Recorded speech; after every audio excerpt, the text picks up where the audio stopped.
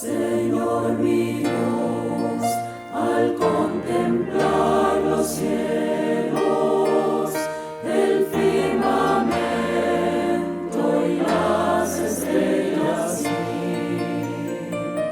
al oír tu voz en los potentes truenos y ver brillar el sol en su cenit.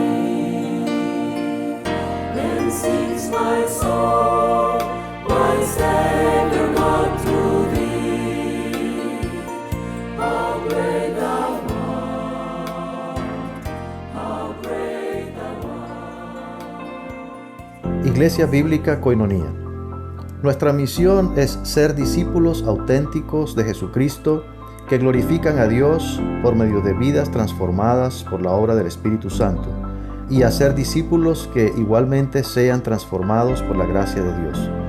Es crear un movimiento en el poder de Dios de hacer discípulos y de plantar iglesias para tener un testimonio claro de palabras y vivencia del Evangelio del Señor Jesucristo en el área metropolitana de Barranquilla y más allá de ella. La visión que tenemos es ser una iglesia celular que vive la presencia y el poder de Jesucristo y de su Espíritu para cumplir con sus propósitos de alcanzar a los que no conocen al Salvador con el Evangelio transformador.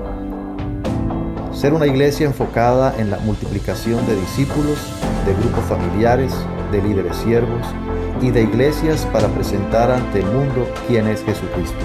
Como valores centrales tenemos la centralidad y autoridad de la palabra de Dios, centralidad en Cristo, dependencia de Dios, visión para la reproducción, comunidad, ministerio de todos los creyentes y santidad de vida. ¿Cuán fácil es vivir para Dios?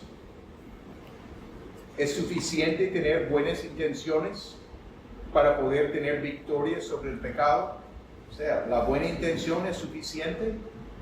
¿Cuánto esfuerzo tenemos que invertir para lograr victoria? Estas preguntas son relevantes en cuanto al tema de la santificación y la victoria sobre el pecado. No puedo enfatizar lo suficiente la importancia de estos capítulos 5, 6, 7 y 8 de Romanos para poder entender los principios que el apóstol pone. Es el lugar más amplio de la Escritura que explica estas cosas, de cómo vivir para Dios. Nuestro crecimiento espiritual no sucede únicamente porque asistimos el domingo, únicamente porque pasamos un tiempo devocional con Dios, y las dos cosas son buenas. Eso no garantiza un crecimiento espiritual. En el crecimiento espiritual hay que tomar decisiones, pero decisiones a la luz de la palabra. Yo duermo bien de noche, pero anoche, y estaba durmiendo bien, pero mi conciencia estaba orando en muchas ocasiones por este tiempo de esta mañana, deseando que todo el mundo que está presente o esté ausente, pero han escuchado otras enseñanzas, necesitan comprender lo que hay en cuanto al proceso de santificación. Requiere decisiones de nuestra parte. No es, ayúdame Dios, no será suficiente. No es, quítame esa tendencia Dios. No es la forma como va a obrar Dios. Ha dado luz en su palabra, provisiones específicas para nosotros, y nosotros tenemos responsabilidad para actuar con base en sus provisiones, que es su gracia en aspectos prácticos. La semana pasada mostramos que el legalismo no es el plan de Dios para los cristianos. El esfuerzo humano nunca va a ser suficiente. El apóstol afirma que servimos bajo el régimen nuevo del Espíritu. En lo que sigue del capítulo 7, hay dos secciones principales que dan descripciones distintas. Vamos a examinar el pasaje y analizar el contenido antes de llegar a aplicaciones para nosotros. Esas diferencias vamos a mostrar qué significa en la vida de Pablo y qué significa en la vida nuestra. Les invito a abrir sus Biblias en Romanos, capítulo 7. Romanos, capítulo 7, comenzando con el versículo 7. Vamos a leer desde el 7 hasta el 13. Puede seguir, Jorge. Gracias. 7 al 13. ¿Qué diremos, pues? ¿La ley es pecado? En ninguna manera. Pero yo no conocí el pecado sino por la ley, porque tampoco conociera la codicia, si la ley no dijera, no codiciarás. Mas el pecado, tomando ocasión por el mandamiento, produjo en mí toda codicia, porque sin la ley el pecado está muerto. Y yo sin la ley vivía en un tiempo, pero venido el mandamiento, el pecado revivió y yo morí. Y hallé que el mismo mandamiento, que era para vida, a mí me resultó para muerte. Porque el pecado, tomando ocasión por el mandamiento, me engañó y por él me mató. De manera que la ley a la verdad es santa, y el mandamiento santo, justo y bueno. Luego, lo que es bueno vino a ser muerte para mí en ninguna manera, sino que el pecado, para mostrarse pecado, produjo en mí la muerte por medio de lo que es bueno, a fin de que por el mandamiento el pecado llegase a ser sobremanera pecaminoso. La debilidad de la carne. En el versículo 5, lo que leímos la semana pasada, voy a volver a leerlo, porque mientras estábamos en la carne, las pasiones pecaminosas que eran por la ley, obraban en nuestros miembros, llevando fruto para muerte. Puede poner a cierta duda sobre la rectitud de la ley. No era la intención del apóstol, pero aquí se quita cualquier duda que nosotros podemos tener. ¿Qué diremos pues? ¿La ley es pecado? Absolutamente que no. Dice en ninguna manera. Esta frase en el griego aparece, yo creo que mínimo 4 veces. 2 veces en Romanos, capítulo 6. ¿Qué pues diremos? ¿Haremos en el pecado para que la gracia abunde? En ninguna manera. En el griego, meganoito. También más adelante en el 6:15, ¿qué pues pecaremos porque no estamos bajo la ley, sino bajo la gracia? En ninguna manera, meganoito. Ahora 7 y más adelante en este capítulo 7 lo dice de nuevo, en ninguna manera. Contundentemente que no. Los verbos aquí en estos versículos están en tiempo pasado, como indicio de su condición de no creyente. Pablo está reflexionando sobre su vida antes de ser creyente en Cristo. Pablo que dice yo en esta sección puede ser representativo de su experiencia y muy consciente de esa experiencia, pero también la experiencia de toda la humanidad antes de conocer a Jesucristo. Ante la pregunta si la ley es pecado, la respuesta es un contundente no. No implica que la ley es responsable por el pecado, de ninguna manera. La ley no crea el pecado. La ley no es responsable por el pecado. Ya muestra la relación entre la ley y el pecado. La ley revela el pecado, en el versículo 7. Mas el pecado, tomando ocasión por el mandamiento, produjo en mí toda codicia. Porque sin la ley el pecado está muerto. Está muerto. La ley dijo, no codiciarás. Versículo 7. El último mandamiento, los 10, pero representa todos los mandamientos de Dios. Romanos 3:20 dice, porque por medio de la ley es el conocimiento del pecado. Tenemos más claridad sobre lo que es pecado. No hay ninguna duda. Es cierto que los hombres pecan en la ausencia de la ley. No reconocen completamente que es pecado aparte de la ley. Aparte de la instrucción en la palabra de Dios. Y allí dice, la ley estimula el pecado, versículo 8. Mas el pecado, tomando ocasión por el mandamiento, produjo en mí toda codicia. Porque sin la ley el pecado está muerto.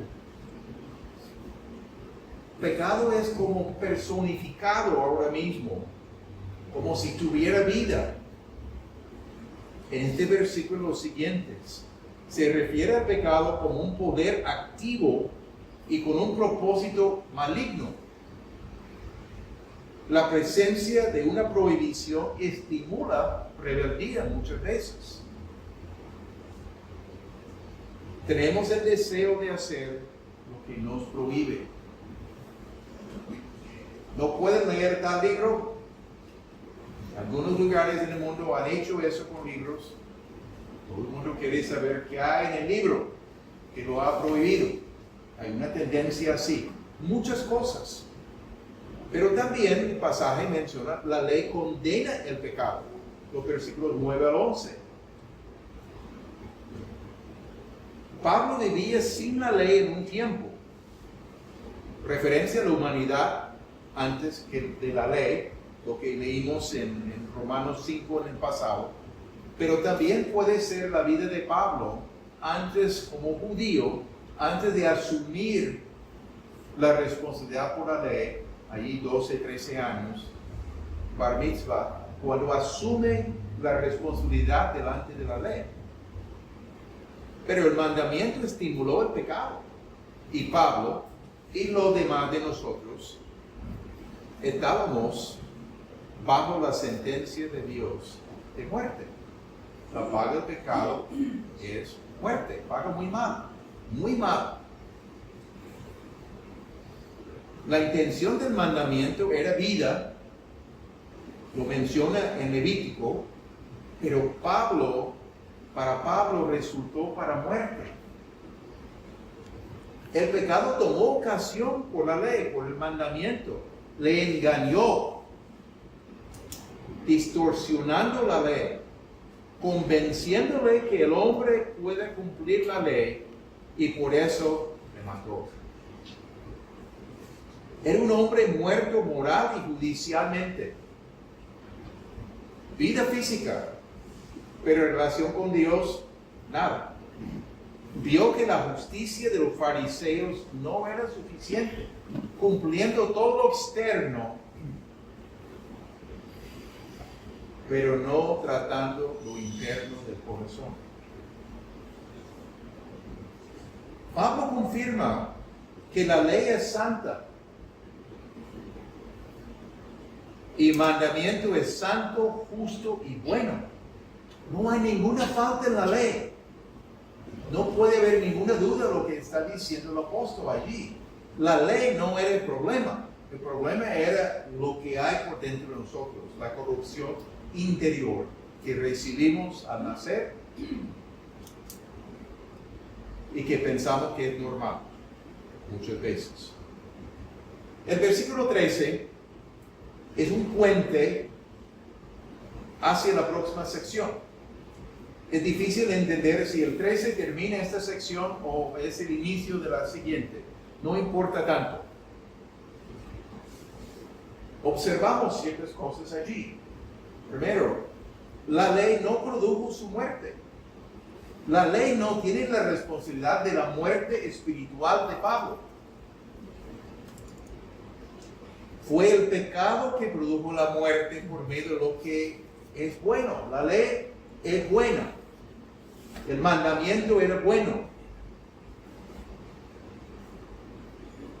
Pero por la ley llegó al conocimiento del pecado.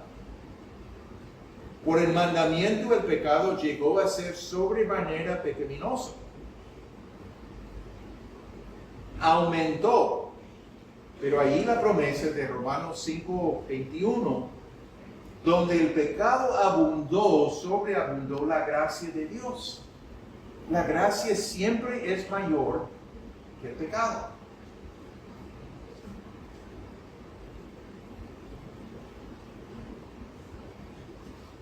La ley hizo que la realidad del pecado, la naturaleza pecaminosa que hay en nosotros, que Pablo se refiere como el pecado muchas veces, se hizo evidente y visible. Antes de conocer la ley, el pecado estaba presente, pero quizás la persona no estaba consciente de él.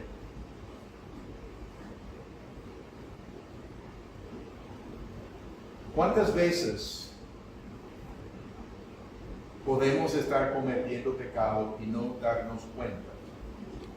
Porque no tenemos suficiente claridad sobre lo que dice la palabra de Dios. Pensamos que es normal enojarnos. Todo el mundo lo hace. Correcto. No quiere decir que es bueno. Todo el mundo hace muchas cosas que no necesariamente son buenas. Se presenta una perspectiva de libertinaje donde hay un rechazo de la ley. La perspectiva echa la culpa sobre ella por los problemas humanos de tipo moral y espiritual. La ley es el problema. Rechazamos la ley, ya no tenemos ningún problema. Dice que la obediencia no es necesaria. La realidad es que el problema es la carne, la referencia que la palabra utiliza para la naturaleza pecaminosa y no la ley. Definitivamente, la ley no tiene la responsabilidad.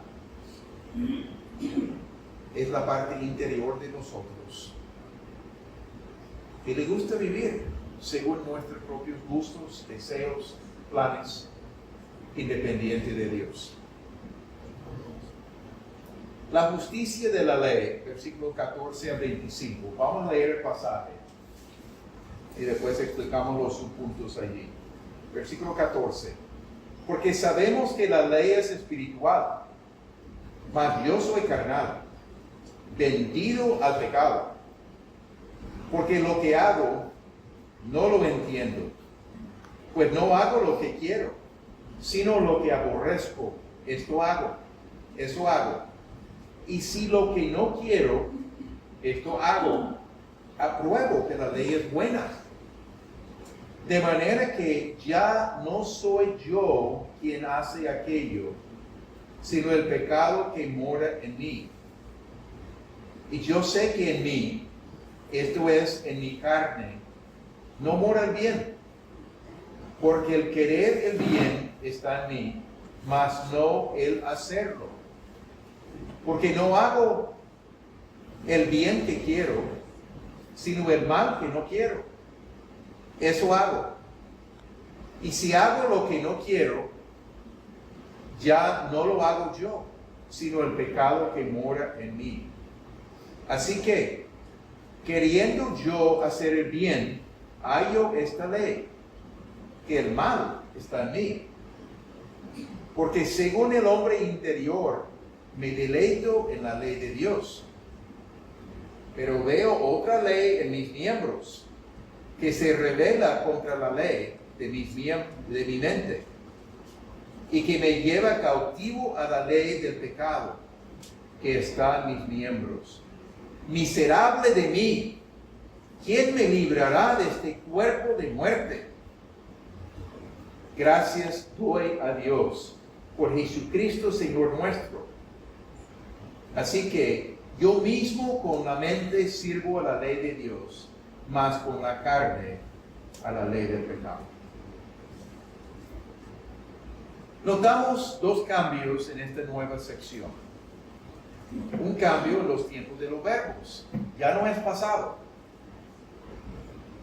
En 7 a 13 era tiempo pasado, se refería a la experiencia pasada de Pablo, antes de conocer a Cristo. 14 a 25, tiempo presente, se refiere a una experiencia presente. Pero también hay un cambio de situación. Los versículos 7 al 13, el pecado revivió y lo mató. 14 a 25, se encuentra un conflicto interno fuerte con el pecado.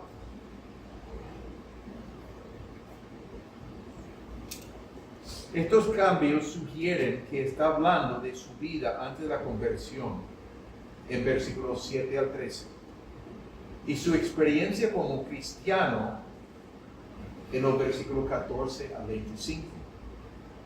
Algunos preguntan si es posible que sea un cristiano con el cuadro derrotista, que peca más que gana. Debe ser un conflicto antes de la conversión. Pero realmente ese conflicto no existe muchas veces en la persona sin Cristo, sin conocimiento de la palabra. Hay dos motivos por qué no es así. La opinión de Pablo acerca de sí mismo, en los versículos 18 y 24, reconoce que en su carne no mora bien. Está reconociendo su corrupción interior, su naturaleza pecaminosa. También dice, miserable de mí, ¿quién me librará de este cuerpo de muerte? Desesperado por encontrar solución. Un no creyente está caracterizado por orgullo y autojustificación muchas veces. El creyente inmaduro está caracterizado por confianza en sí mismo. Yo puedo. Y no pregunte quién le va a liberar del pecado. Pablo tenía un entendimiento profundo de la realidad del pecado en su propia vida. Muchas veces no tenemos esa misma claridad de nuestra pecaminosidad, lamentablemente. Vemos la opinión de Pablo acerca de la ley. Versículo 16, la ley es buena. Versículo 19 dice, el bien que quiero. Versículo 22, me deleito en la ley de Dios. Nada de eso es lenguaje de un no creyente. Un no creyente no está pensando en esos términos. Vive su vida pensando que todo anda bien, aunque se mete en problemas.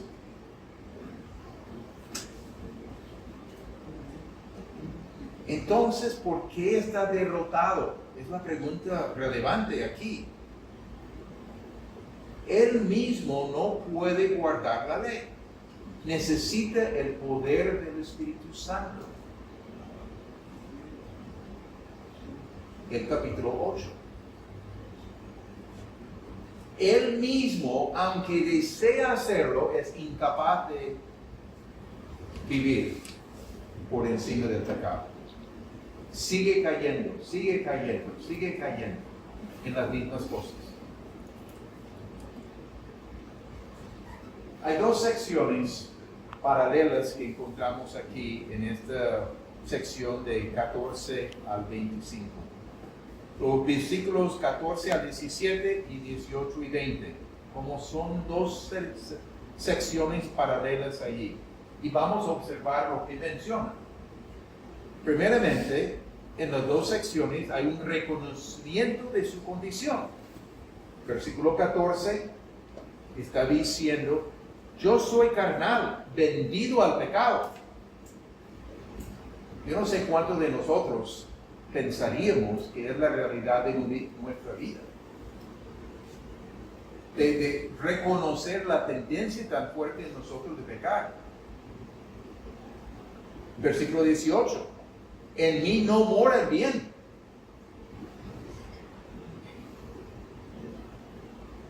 También hay una descripción vívida del conflicto. El versículo 15, no hago lo que quiero. Se identifica con la ley, se identifica con lo que significa obedecer a Dios, pero encuentra que no cumple muchas veces. Versículos 18 y 19, todo lo que hay en mí, él dice, en él, quería hacer la voluntad de Dios, pero no puede por sus propias fuerzas. Es la perspectiva del cristiano. Reconozco mi necesidad, pero reconozco que yo no puedo obedecer con mi sabiduría, con mis fuerzas, con mis buenas intenciones. La conclusión acerca de su inhabilidad moral, las mismas secciones paralelas, versículos 17, 16 y 17, no es culpa de la ley, sino la responsabilidad es del pecado que mora en mí. Pablo dice. Versículo 20, muestra que solos no podemos vencer la naturaleza pecaminosa en nuestras propias fuerzas. Y la persona con su orgullo que piense que puede hacerlo, va a encontrar que está en el piso porque no lo hizo.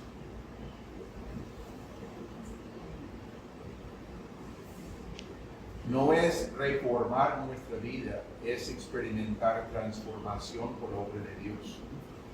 No es reforma, no es mejorar un poquito.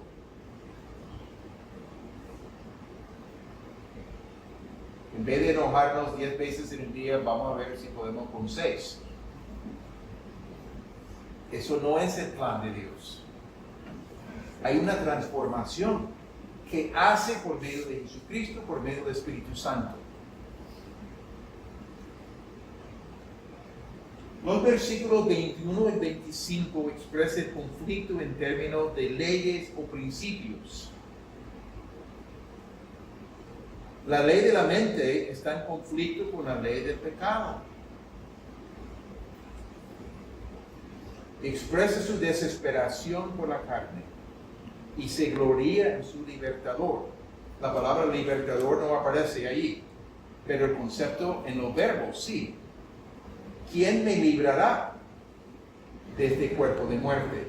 Libertará en la Biblia de las Américas. ¿Quién será su libertador? ¿Quién me ayuda? Estoy desesperado. El término libertador o la idea de liberar tiene un trasfondo significativo del Antiguo Testamento. Dios es el que liberaba a su pueblo de sus persecuciones, de ataques del enemigo, de los malos, de hambrunas, cuántas cosas. Encontramos que Dios llegó, a veces usaba a libertadores humanos, el libro de los jueces, pero siempre actuaba en el nombre de Dios, este hombre escogido o mujer, y en su poder. Vemos el verbo librar en Colosenses 1:13, que nos liberó de la potestad de las tinieblas.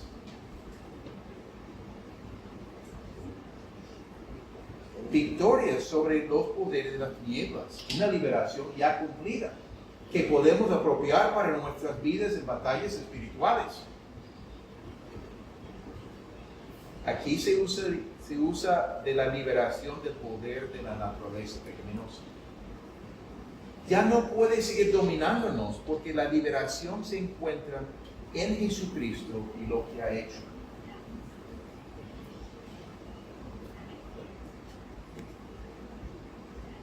Pablo ve un conflicto permanente pero reconoce que solo puede haber victoria en Jesucristo nuestro Señor. El capítulo 8 expresa el papel del Espíritu Santo. Nos vamos a llegar allí esta semana. Es un capítulo muy especial. Y el cristiano que quiere vivir para Dios, además de Romanos 6, Romanos 7, necesita dominar también los principios de Romanos 8. O vamos a terminar con el mismo patrón que tenemos naturalmente, la carne. Por eso que repetimos lo mismo. Necesitamos llegar al punto de desesperación. Dios, yo no puedo.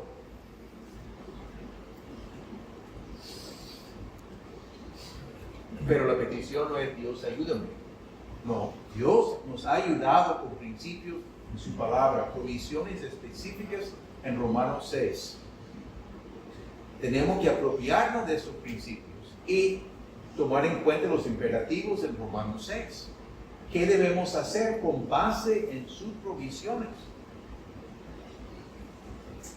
Llegamos a aplicaciones. Encuentro aquí una declaración de verdad. Un poquito larguito, pero expresa lo que creo que resume aquí lo que es la enseñanza del apóstol. Hay un conflicto permanente en el cristiano entre el pecado, la carne, la naturaleza pecaminosa, y el deseo de hacer la voluntad de Dios. El cristiano genuino desea obedecer a Dios, desea hacer lo bueno. Pero el cristiano no puede vencer la carne en sus propias fuerzas, su mente, su voluntad, sus deseos. La única solución es reconocer al libertador Jesucristo y la victoria que Él da. Es una referencia atrás de Romanos 6, no hay ninguna duda. Y adelante al capítulo 8, que desarrolla el ministerio del Espíritu Santo en la santificación. La santificación progresiva es nuestro crecimiento en Cristo para poder alcanzar mayor santidad.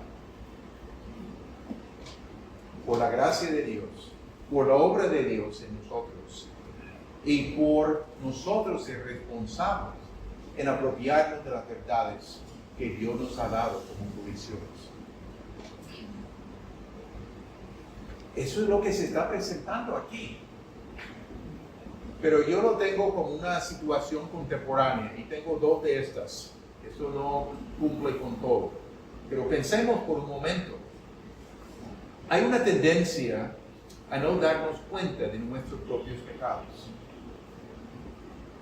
Yo no sé si ustedes se han dado cuenta de esto.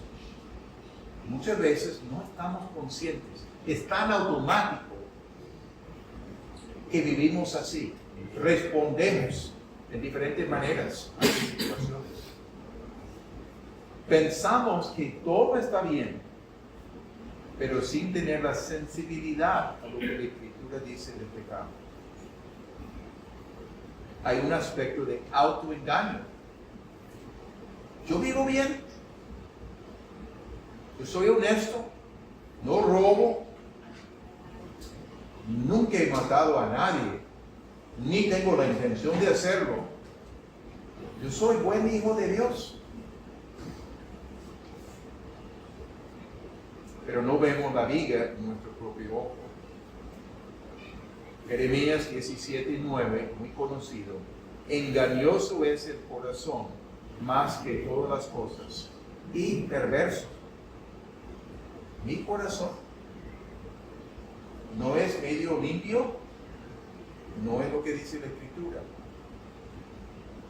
Yo creo que no nos damos cuenta de cuán oscuro, cuántas tinieblas hay en nuestro corazón. La naturaleza pecaminosa que está en todos nosotros. No tenemos suficiente sensibilidad muchas veces y pensamos que nuestra vida anda bien. ¿Qué hacemos con esto? Lo tengo como implementación respuesta. ¿Cómo respondemos si nuestra tendencia es no darnos cuenta de nuestros propios pecados? Primeramente, reconocer que la Biblia dice lo que la Biblia dice en cuanto al pecado presente en nosotros. Convencernos, si Dios lo dice, es verdad. Quizás es desagradable pensar que es la realidad de nuestro corazón. Como cristianos, no estoy hablando de la persona que no ha nacido de nuevo, que sí es cierto, pero estoy hablando de el que ha nacido de nuevo, pero todavía vive en una vida que no muestra que ha nacido de nuevo, en ciertos aspectos. Debemos pedir a Dios sensibilidad a la Escritura y al convencimiento del Espíritu Santo. Cuando pecamos, si estamos llenando nuestra mente, nuestro corazón, con verdades de la palabra de Dios, nos convence de pecado. Hay algo ahí. ¿Qué hiciste? Ahora mismo, ¿qué hiciste? ¿Hablaste chisme? ¿Te enojaste? ¿Usaste palabras ásperas? Convencimiento del Espíritu Santo, convicción de pecado. ¿Qué hago? Confesarlo delante de Dios, delante de la persona, si es el caso.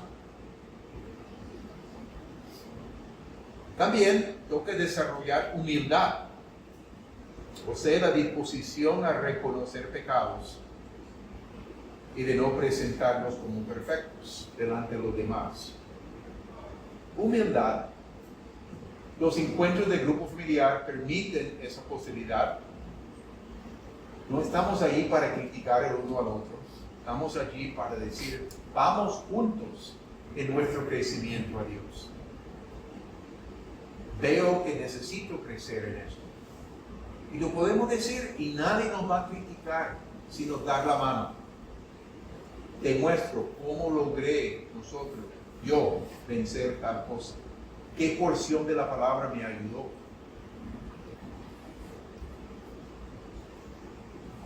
A veces toca pedir que alguien cercano nos ayude a detectar los pecados en nosotros. En los casos de los matrimonios, la esposa o el esposo son personas indicadas. No siempre es agradable. Hay que saber decir las cosas de buena manera. No gritando, no señalando, sino, mi amor, ¿entendiste cómo respondiste allí? La palabra que usaste, ¿cómo me afectó? Yo te escuché hablando por teléfono con alguien. El vocabulario no fue el más adecuado. ¿Te diste cuenta? Esa clase, pero como digo, hay que saber decirlo. No es gritando, no es señalando, sino queriendo ayudar el uno al otro. A veces es un compañero cercano que nos conoce. Porque queremos crecer. Hay una intención de hacerlo para crecer. Y tenemos que actuar en arrepentimiento y desarrollar el entendimiento sobre la función del Espíritu Santo en nuestra santificación para poder andar en victoria. Arrepentimiento quiere decir reconozco que estoy actuando mal. Confieso delante de Dios el pecado. No es tanto pedir perdón a Dios, es confesarlo, decir lo mismo que Dios dice. Y si confesamos nuestros pecados, Él es fiel y justo para perdonarnos nuestros pecados y limpiarnos de toda maldad. Aún lo que no hemos confesado, aún lo que no nos hemos dado cuenta, cuando estamos siendo honestos delante de Él, aún perdona lo que nosotros no hemos detectado. 1 de Juan 1:9. Provisión de Dios para mantener la comunión con Dios. Arrepentimiento es necesario. Una media vuelta. reconocer que hemos actuado en contra de Dios y necesitamos cambiar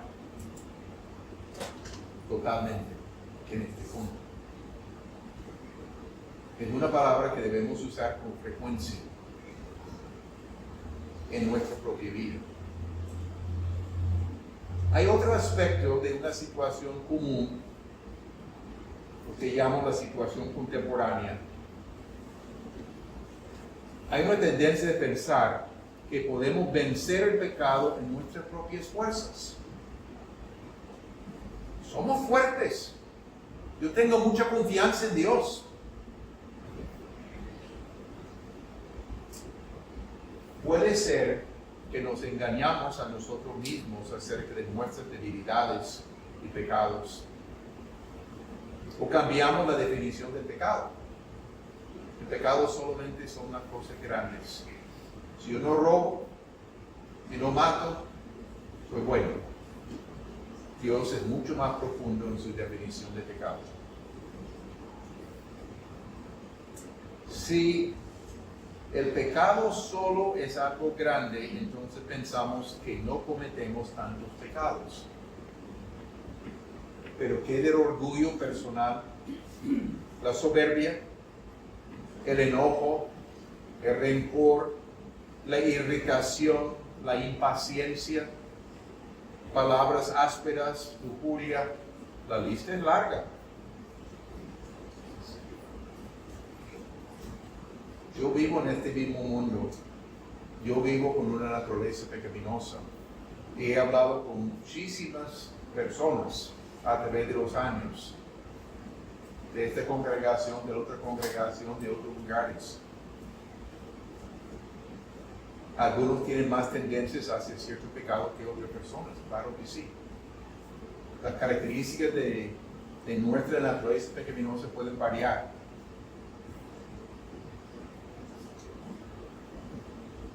Pero son cosas del corazón. Son cosas esenciales que nos demos cuenta. Y no andamos bien. ¿Qué hacemos con esto? Otra vez, implementación, respuesta. Reconocer que no podemos vencer el pecado a nuestras propias fuerzas. Darnos cuenta. No vamos a superar esto solamente por intentar. Quizás logramos por unos días. Y después, naturalmente, otra vez ejecutamos, por ejemplo. Debemos desarrollar otra vez más sensibilidad a lo que dice la palabra acerca del pecado y al convencimiento del Espíritu Santo al meditar las Escrituras y pedir dirección de Dios. Hemos enseñado sobre Efesios 4, 22 al 24, donde debemos despojarnos del viejo hombre, nuestras características antes de conocer a Cristo, renovarnos en el espíritu de nuestra mente y vestirnos del nuevo hombre creado en Cristo Jesús. Reemplazando la característica mala con la característica buena a la luz de la palabra y trabajar en eso. Es un proceso, pero hay que renovar la mente a la luz de la palabra. ¿Qué dice la palabra? ¿Por qué es malo y por qué esto es bueno? En dependencia de la obra del Espíritu Santo en nosotros.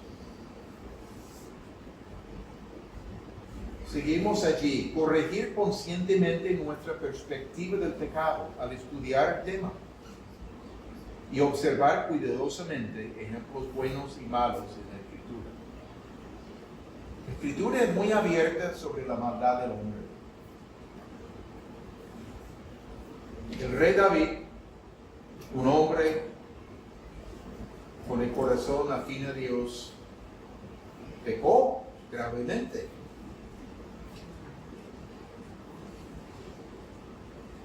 La Biblia muestra la realidad y uno lee ciertas porciones leyendo los jueces. Uno quiere llorar por ver la condición del pueblo. Leyendo Ezequiel y ver lo que estaban haciendo el liderazgo espiritual en el interior del templo y cómo tenían ídolos allí. Uno puede leer eso y sentirse bien. Debemos llegar a reconocer que la única manera de lograr la victoria sobre el pecado es por medio de Jesucristo. Y lo que Él ha logrado por nosotros, no solamente para tener salvación, perdón de los pecados, sino también de no seguir experimentando el dominio del pecado sobre nosotros. La esclavitud que habla Romanos 6. También depender del poder del Espíritu Santo diariamente. Habrá más luz en Romanos 8. Y no podemos estudiar Romanos 8 en una sola enseñanza. Es muy larga el capítulo. Pero hay verdades muy, muy importantes allí. No habrá victoria por otro medio. Imposible. Si tenemos seriedad de tratar con cosas en nuestras vidas, necesitamos prestar atención a estas porciones de la palabra. En conclusión, hay conflicto interno en los creyentes.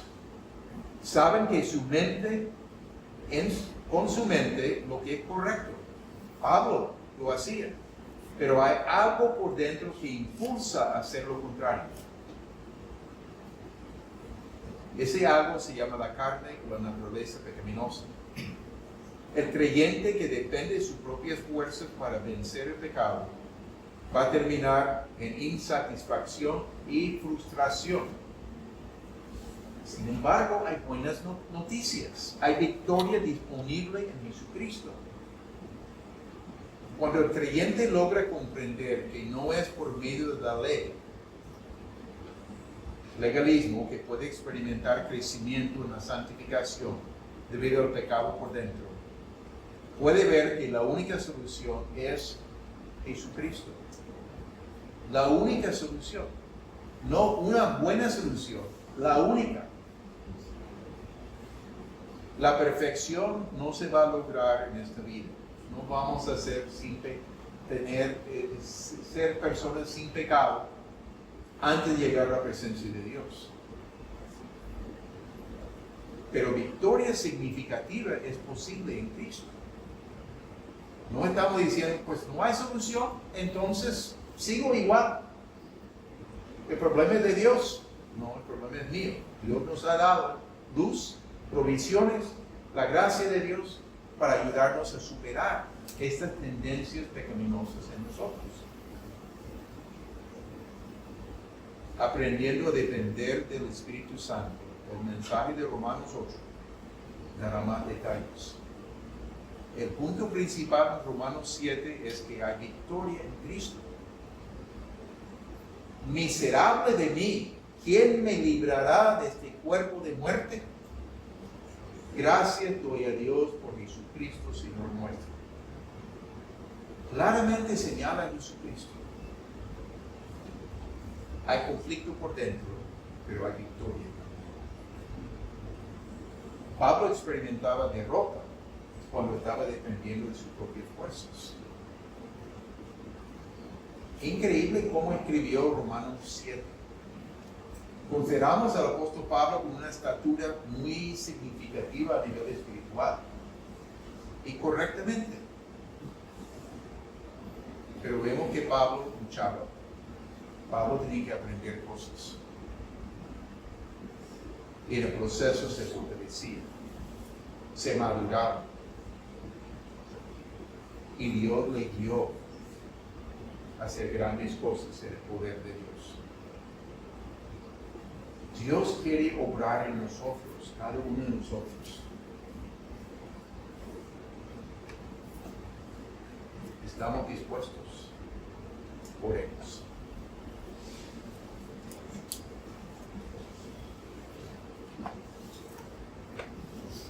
Dios nuestro,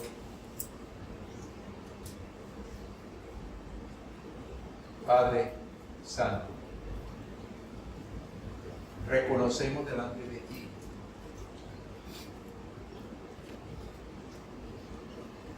que somos pecadores por naturaleza, pero